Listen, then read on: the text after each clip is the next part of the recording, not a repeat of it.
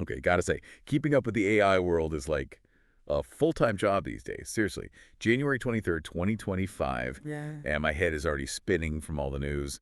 We've got Google making some major moves, Elon Musk stirring up trouble as always, and AI tutors are apparently giving Harvard professors a run for their money. Crazy, right? Yeah, it's been a whirlwind day for sure. A lot to unpack for So sure. for anyone just joining us, welcome to another deep dive. We're going to break down all the biggest AI developments, the stuff that, actually matters.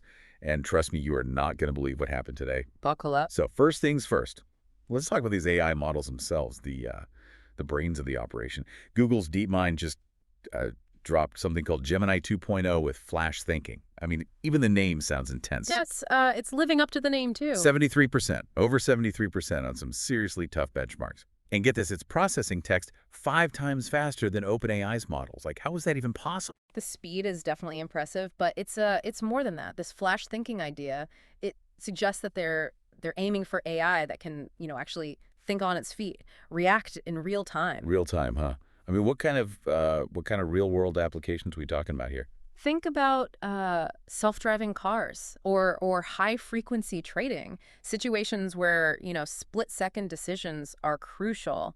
That's where this flash thinking could really shine. So it's not just about being faster. It's about being like smarter, more responsive. Exactly. And the best part is you can actually try out Gemini 2.0 right now for free. Yeah. Take that, OpenAI, and your subscription fees. Well, OpenAI might have something to say about that soon enough. They're already working on the successor to their O3 model, and that one hasn't even launched yet. Wait, seriously, they're already on the next one. It's a constant race. But isn't that kind of, I don't know, dangerous? Rushing these powerful AI models out the door before we fully understand them? It's a valid concern, for sure. Are we sacrificing thoroughness and careful consideration just to be the first to market? I mean, the potential consequences of, rushing powerful AI technology could be uh, significant. It's like they're playing with fire a little bit, aren't they? Yeah, it's a delicate balance. Okay, so we've got Google with its flash thinking and OpenAI in a perpetual race against itself. But hold on, because there's another player in this game that we haven't even mentioned yet. ByteDance, the company behind TikTok. They just released their Dubao 1.5 Pro model. And apparently it's not just beating the competition, it's doing it on a, shoestring budget. Yeah, ByteDance is really shaking things up. Not only are they outperforming some of the bigger players, but they're also doing something really interesting with their development tools. They're open sourcing them, making them available to anyone who wants to use them. Okay, open sourcing, that's a pretty big deal, right?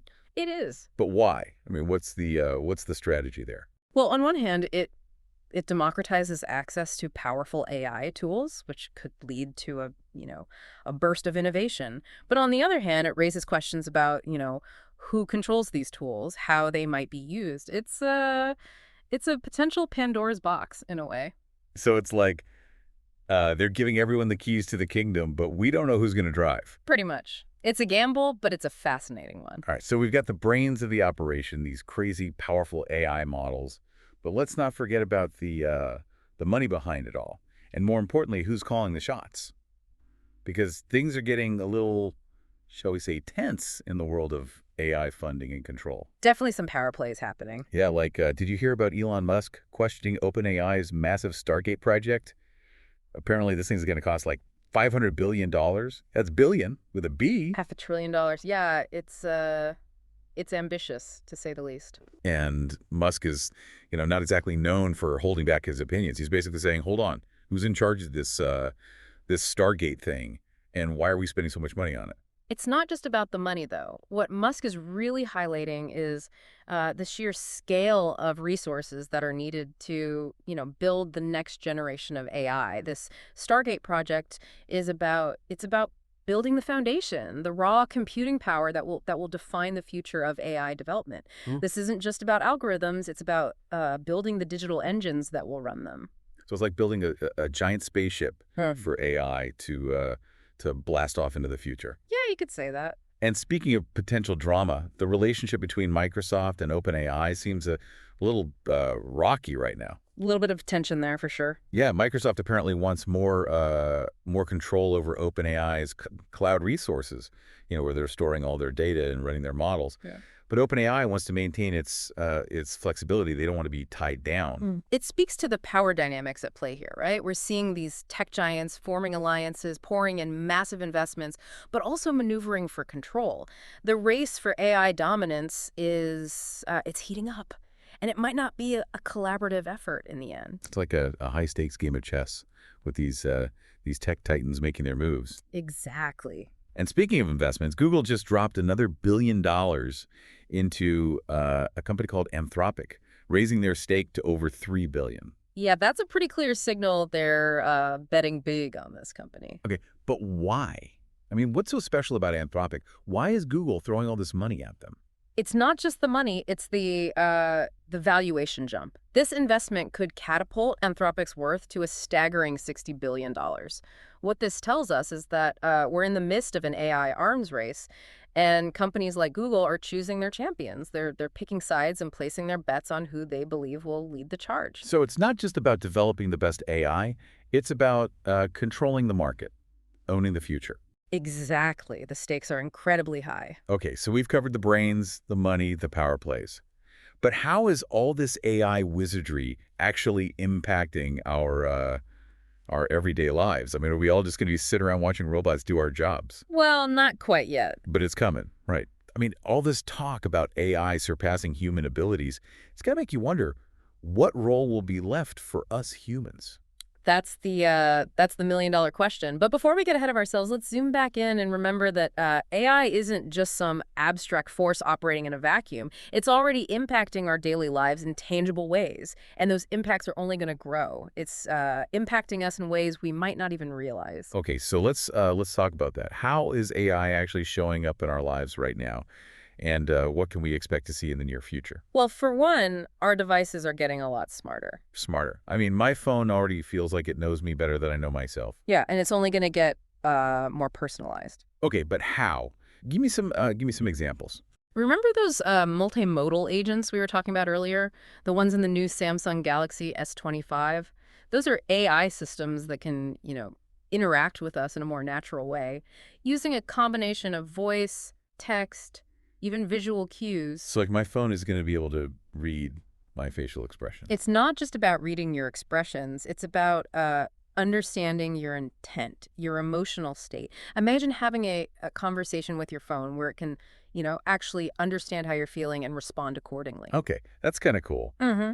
But also kind of creepy. Like, do I really want my phone knowing all that about me? It's a valid concern, for sure. As AI becomes more integrated into our lives, we need to be mindful of the data that's being collected and how it's being used. We need to make sure these technologies are, designed with privacy and security in mind. There's a lot to think about. But I guess that's the double-edged sort of progress, right? We get all these amazing new capabilities, but we also have to deal with the potential downsides. Exactly. And that's why it's so important to have these conversations, to talk about our hopes and fears, our expectations and concerns. We need to involve, diverse voices in shaping the future of AI. Technologists, ethicists, policymakers, and everyday people like you and me. So it's not just about the technology itself. It's about how we use it. Exactly. And that brings us back to some of the bigger questions we were discussing earlier. Like, what does it actually mean for AI to surpass human abilities? Yeah, that Anthropic CEO, Dario Amodei, he really threw down the gauntlet with that 2027 prediction. AI surpassing almost all human abilities in most tasks by 2027. I mean, come on, that's practically tomorrow. It's a bold statement for sure, and it definitely got people talking, but it also raises some important questions, like what do we even mean by surpassing human abilities? Are we talking about, AI composing symphonies, writing best-selling novels, performing brain surgery, or is it more about, specific tasks and skills? Right, because intelligence is a pretty broad term. We use it to describe a lot of different things. So when we talk about AI being smarter than humans, we need to be clear about what we actually mean. Exactly. Are we talking about raw processing power, the ability to, solve complex problems, or something more nuanced like creativity, empathy, even consciousness? These are all, different aspects of what we might consider intelligence. So if we step back from the hype for a second, What are some of the realistic ways AI could actually surpass human abilities in the coming years? Where should we be paying attention? One area where AI is already showing incredible potential is in fields that rely on data analysis, Mhm. pattern recognition, complex calculations, things like, financial modeling, medical diagnosis, scientific research. In Mhm. these areas, AI's ability to, process massive amounts of information and identify hidden trends, it could far exceed human capabilities. So basically, tasks where we humans are limited by our, well, humanness, our need for sleep, our susceptibility to bias, our limited processing power. Exactly. And it's not just about speed and efficiency. AI could also help us overcome human biases and limitations in, decision making.